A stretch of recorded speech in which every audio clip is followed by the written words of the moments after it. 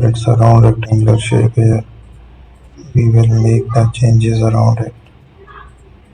Let's create another design. Use that structure. Make it more attractive here. So we will use the paints around it.